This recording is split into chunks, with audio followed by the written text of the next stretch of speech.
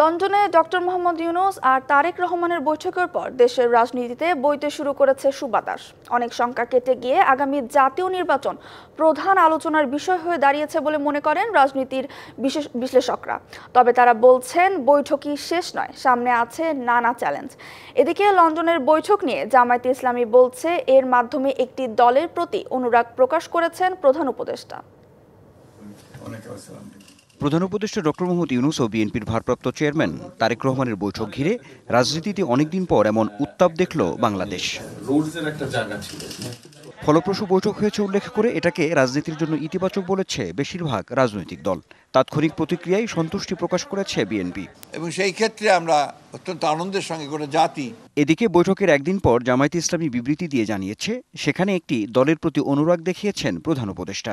আর NCP বলছে বৈঠকে নির্বাচন ইস্যু গুরুত্ব পেলেও সংস্কার বিচার প্রসঙ্গটি তেমন আসেনি। এই দলের ইলেকশনটা বাংলাদেশের কখনো মানুষ মেনে নেবে না। এই অবস্থায় ইতিবাচক দিকের পাশাপাশি বৈঠক নিয়ে কিছু প্রশ্ন বিশ্লেষণ সামনে এসেছে। যেমন, বৈঠক পরবর্তী স্বস্তি টেকসই হবে তো? বিএনপি কি বেশি লাভবান হলো? এক পক্ষের সন্তুষ্টি আর অন্য পক্ষের অসন্তোষে সংকট বাড়বে না তো?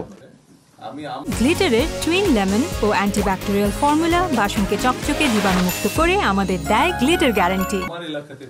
রাজনৈতিক বিশ্লেষকরা বলছেন পুরোপুরি স্থিতিশীল অবস্থায় যেতে অন্তর্বর্তী সরকারকে বেশ কিছু চ্যালেঞ্জ মোকাবেলা করতে হবে। এই বৈঠকে কিন্তু শেষ কথা না, সামনে কিন্তু অনেকগুলো চ্যালেঞ্জ আছে। আমি মনে করি নির্বাচনটা কোন সরকারের অধীনে হবে, তত্ত্বাবধায়ক সরকারের অধীনে হবে না এই সরকারের অধীনে হবে, প্রশাসনিক যে ব্যবস্থাপনাটা কি হবে। তারেক রহমানের মধ্যে যে বৈঠক সেটা খুবই শীর্ষ পর্যায়ের একটা বৈঠক এবং খুবই গুরুত্বপূর্ণ একটা বৈঠক। সেই বৈঠকের ব্যাপারে ভিন্নমত থাকতেই পারে। এই আলাপ আলোচনাটাকে আরও সামনে এগিয়ে নিয়ে যেয়ে এটাকে সলিড করতে হবে। আমি এখনও মনে করছি না যে এটা একেবারে খুব দৃঢ় কিছু ঘটে গেছে। তাদের পরামর্শ, কোনো ইস্যুতে অনড় অবস্থানে না থেকে রাজনৈতিক ঐকমত্যে পৌঁছাতে হবে দলগুলোকে।